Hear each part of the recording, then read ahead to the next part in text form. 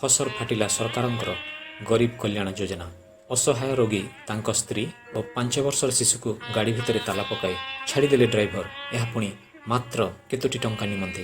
ବୁର୍ଲା ଭୀମସାରରେ ଗତ ଏପ୍ରିଲ ମାସ 15 ତାରିଖ ଦିନ ନୂଆପଡ଼ା ଜିଲ୍ଲା ରାଜଖରିଆ ଅଞ୍ଚଳର ଡଗ୍ରେଶ୍ୱର ମାଝୀ ଟିଭି ରୋଗରେ ଆକ୍ରାନ୍ତ ହୋଇ ଚିକିତ୍ସିତ ହେଉଥିଲେ। ତେବେ ଚଳିତ ମାସ 2 ତାରିଖ ଦିନ ଡାକ୍ତର ତାଙ୍କୁ ଡିସଚାର୍ଜ କରିଥିଲେ। ଏହାପରେ ଡଗ୍ରେଶ୍ୱର ତାଙ୍କ ସ୍ତ୍ରୀ ବିମଳା ମାଝୀ ଓ 5 ବର୍ଷ ଶିଶୁପୁତ୍ର ରୂପେଶକୁ ନେଇ ଘରକୁ ବାହାରିଥିଲେ। ତେବେ ଘରକୁ ଯିବା ପାଇଁ ସେ ବୁର୍ଲା ମେଡିକାଲ ପାଖରୁ ଏକ ଆମ୍ବୁଲାନ୍ସକୁ ଭଡ଼ା ସୂତ୍ରରେ ଠିକ୍ କରିଥିଲେ।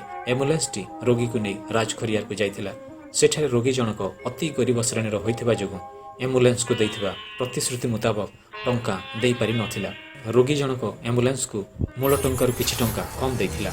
ଏହାପରେ ଆମ୍ବୁଲାନ୍ସରେ ଥିବା ଡ୍ରାଇଭର ରୋଗୀ ତାଙ୍କ ସ୍ତ୍ରୀ ବିମଳା ଓ 5 ବର୍ଷର ଶିଶୁପୁତ୍ରକୁ ଜୋର ଜବରଦସ୍ତି ଆମ୍ବୁଲାନ୍ସ ଭିତରେ ପୁରାଇ 300 କିଲୋମିଟର ବୁର୍ଲା ପୁଣି ଫେରାଇ ଆଣିଥିଲା।